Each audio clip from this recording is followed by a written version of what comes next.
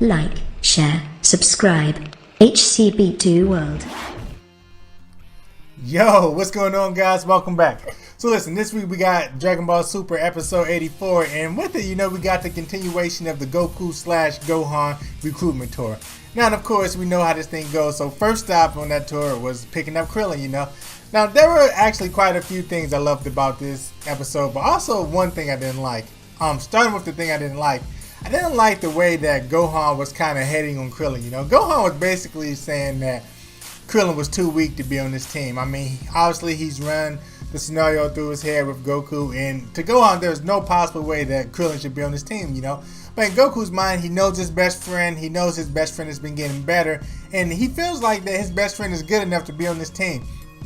So what we got this episode was essentially the return of Krillin for me. I mean, Krillin has never been pretty strong. Actually, Krillin's been pretty weak, and he's been known for getting his ass kicked on multiple occasions. But one thing you can always say about Krillin is that, one, he's crafty, and two, even if he can't do much, Krillin shows up, When you think of all the major fights that happened in Dragon Ball Z, obviously Krillin's not finishing off any bad guys, but Krillin was always there to help out. Whether it's a Destructo Disc or a Solar Flare, Krillin always contributed some part.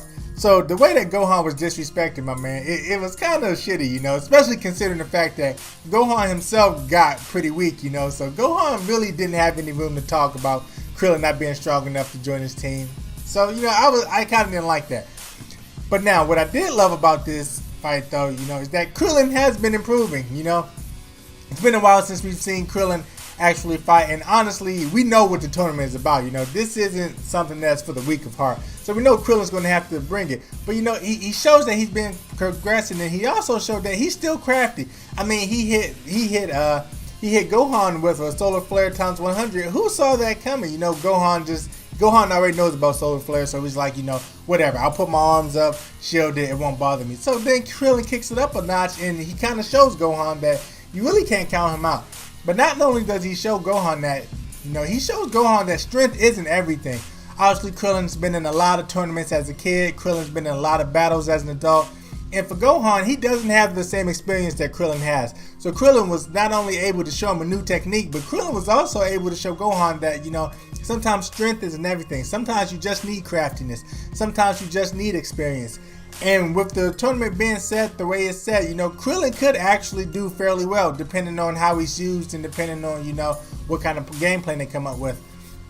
Now, for Gohan's part, I'm not going to hate on Gohan too much. He's just thinking of it from a strength standpoint. But one thing he and Goku learned from Krillin this episode was that the way this tournament is going to be, it's not just something where you rely on strength anyway, And 18 went on to show that, man, that honestly, Krillin, he might not be that strong, but if he teams up with his team works with him, he can get stuff done.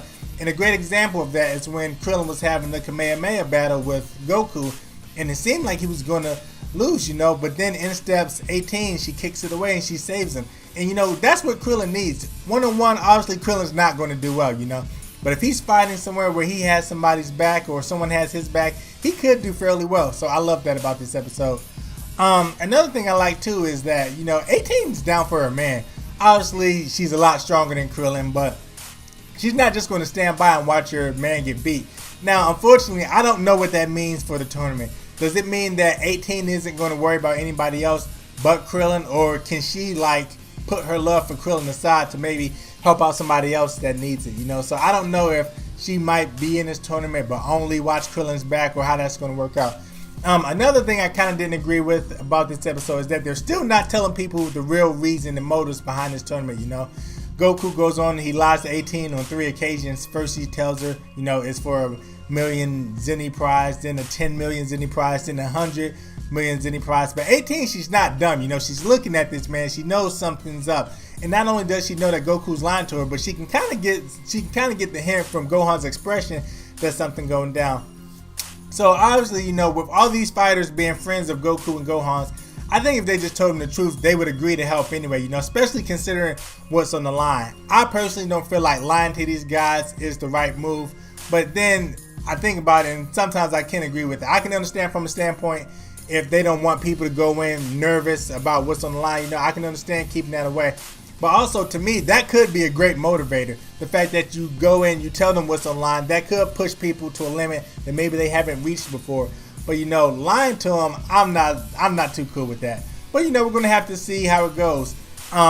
What's really interesting is I want to see what kind of approach they're gonna use when it comes to 17, because Goku made a comment in the episode that really I didn't even think about. For the most part, Goku technically hasn't met 17. When 17 was around, Goku was kind of incapacitated, and there has never been a situation where the two kind of interacted. So the fact that he said that made me think like, damn, I didn't even think about that. But Goku technically didn't meet 17, so it's pretty crazy. In terms of the episode, I loved it because Krillin kind of showcased that even if he's not the strongest dude, he's still kind of a badass, and he kind of showed Gohan that strength isn't everything. Sometimes you can rely on your experience. And what I also love is that Goku kind of learned a lesson too.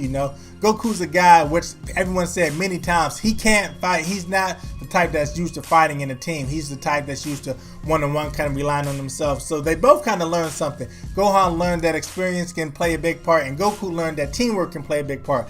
So hopefully, with Goku being able to push his pride aside, I hope that once they recruit this team, he can work with them and kind of do what needs to be done and not just do his own thing. And I think they'll do pretty well. In terms of next episode, I'm really curious to see, like I said, how their approach that they take to 17, because especially with them not knowing each other, I kind of want to see how they pitch this to them, because 17 doesn't seem like someone who's easily approachable, or at least he didn't seem that way in the past. So I kind of want to see how they pitch this thing to him. So I'm looking forward to next week. Other than that, guys, that's going to do it for your boy. I really enjoyed the episode. Hopefully you guys did too. I've said it before, I've said it again. I just want this tournament to start. I know there's steps that's got to be taken. They got to recruit these members, even if we already know who's on the team. But I really just want to get to the meat and potatoes. But we'll have to wait for that. Other than that, guys, it's going to do it. As always, I'm your boy. Heroes come back to do great, be great. I'll catch you guys in the next video, man. Peace.